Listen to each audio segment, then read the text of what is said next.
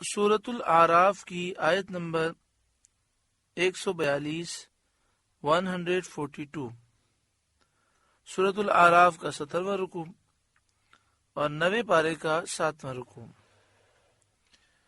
وَوَاعَدْنَا مُوسَىٰ 30 لَيْلَةً، اور ہم نے موسیٰ سے 30 راتوں کا وعدہ فرمایا،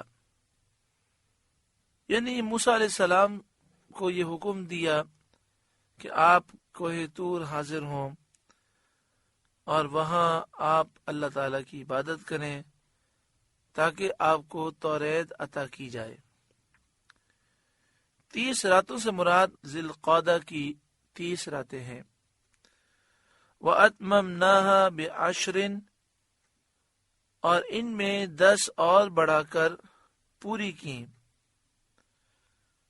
فَتَمَّ مِيقَاتُ رَبِّهِ 40 لَيْلَةً، تو اس کے رب کا وعدہ پوری 40 رات کا ہوا۔ حضرت موسیٰ علیہ السلام کا بنی اسرائیل سے وعدہ تھا کہ جب اللہ تعالیٰ ان کے دشمن فرعون کو ہلاک فرما دے تو وہ ان کے پاس اللہ تعالیٰ کی جانب سے کتاب لائیں گے جس میں حلال و حرام کا بیان ہوگا۔ جب اللہ تعالیٰ نے فرعون کو ہلاک کیا تو حضرت موسیٰ علیہ السلام نے اپنے رب سے اس کتاب کے نازل فرمانے کی درخواست کی۔ حکم ہوا کہ 30 روزے رکھیں۔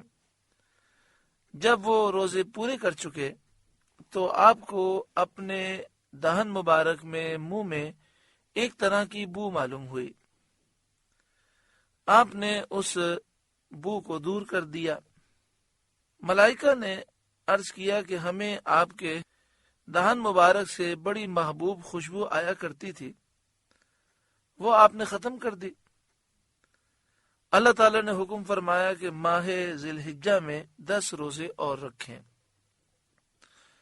اور فرمایا اے موسیٰ، کیا تمہیں معلوم نہیں کہ روزے دار کی منہ کی خوشبو میرے نزدیک مشک کی خوشبو سے زیادہ اطیب اور پاکیزہ ہے۔ اس طرح 10 کا اضافہ کیا گیا اور یہ 40 ہو گئی۔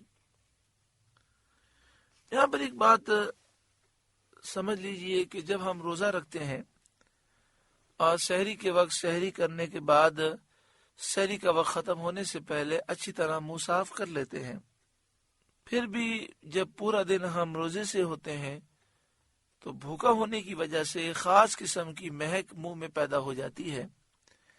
یہ مہک اللہ تعالیٰ کو مشک سے زیادہ پسندیدہ ہے۔ بعض مفسرین نے یہ لکھا کہ حضرت موسیٰ علیہ السلام نے اس مہک کو دور کرنے کے لیے مسواک کو استعمال کیا، اور بعد نے کہا کہ آپ نے ایک خوشبودار گھاس لی تھی اور اسے چبا کر اور دانتوں پہ پھیر کر اپنے منہ میں خوشبو پیدا کی اور وہ مہک دور کر دی۔ آپ نے وہ گھاس یا اس کا رس اندر نہیں اتارا، اسے باہر پھینک دیا۔ تو اس طرح روزے پر تو کوئی اثر نہ ہوا، لیکن منہ کی وہ مہک جو روزے کی وجہ سے ہوتی ہے وہ مہک ختم ہو گئی۔ شرعی مسئلہ یاد رکھیں کہ نبی اکرم صلی اللہ علیہ وآلہ وسلم کی جو تعلیمات ہیں اس کے مطابق روزے کی حالت میں ہمیں مسواک کرنے کی اجازت دی گئی، بلکہ نبی اکرم صلی اللہ علیہ وآلہ وسلم کی سنت مبارکہ ہے کہ آپ روزے میں بھی مسواک فرماتے۔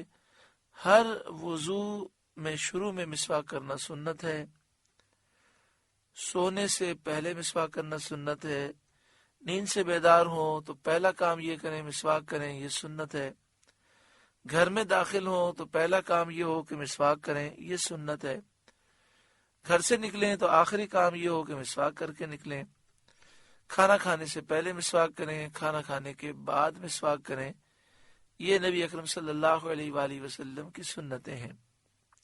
اسی طرح کھانا کھانے کے بعد دانتوں میں خلال کرنا اور کوئی ریشے وغیرہ پھنسے ہوں تو اسے نکالنا، یہ بھی سنت مبارکہ ہے۔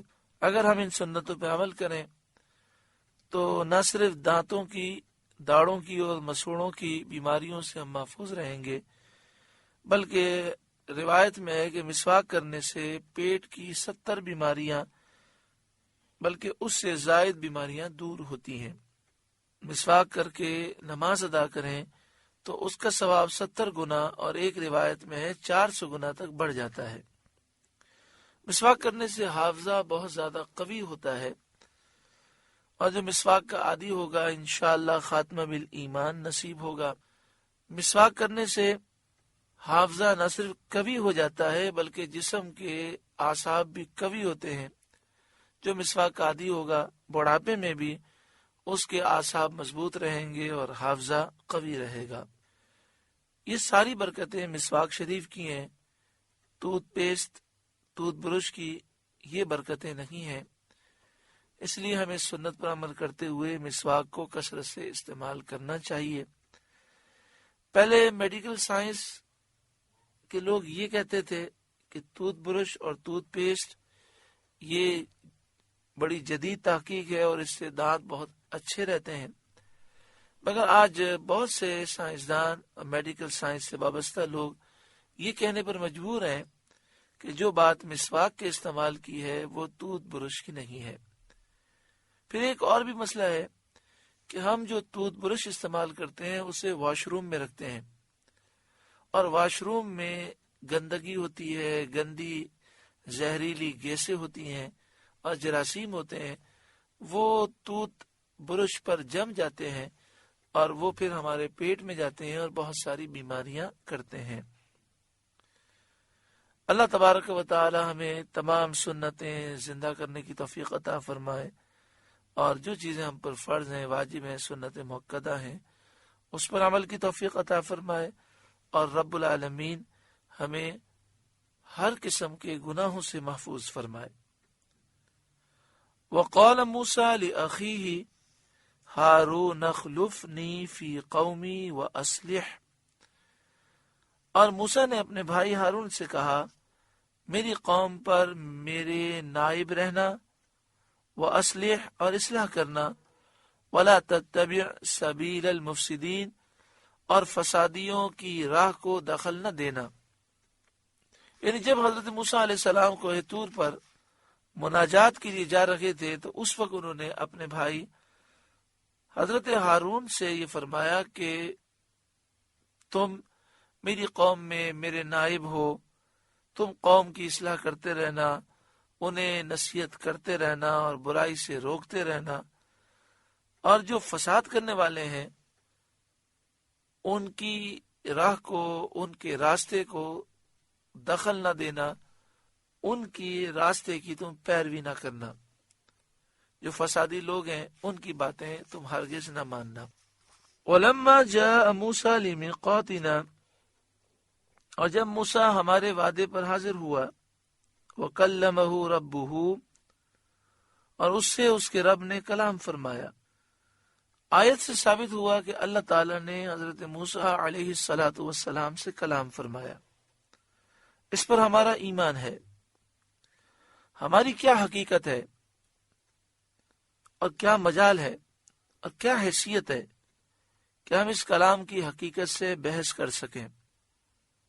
اخبار میں وارد ہے، روایتوں میں یہ ثابت ہے کہ جب حضرت موسیٰ علیہ السلام کلام سننے کے لیے حاضر ہوئے تو آپ نے طہارت کی، غسل فرمایا، پاکیزہ لباس پہنا اور روزہ رکھ کر طور سینا میں حاضر ہوئے۔ اللہ تعالیٰ نے ایک بادل نازل فرمایا جس نے پہاڑ کو ہر طرف سے 4 فرسنگ کی مقدار ڈھک لیا۔ شیاطین اور زمین کے جانور علیحدہ کر دیے گئے، یہاں تک کہ ساتھ رہنے والے فرشتے بھی علیحدہ کر دیے گئے۔ ہاں، جبریل امین ساتھ رہے۔ آپ کے لیے آسمان کھول دیا گیا۔ آپ نے فرشتوں کو دیکھا کہ فرشتے ہوا میں کھڑے ہیں۔ آپ نے عرش الہی کو صاف دیکھا، یہاں تک کہ لوح محفوظ پر، الواح پر قلم چلنے کی آوازیں بھی آپ نے سنی، الواح پر کلموں کی آواز سنی۔ آپ سے گزارش ہے کہ قرآن کے اس پیغام کو آگے پہنچا کر ثواب جاریہ حاصل کریں۔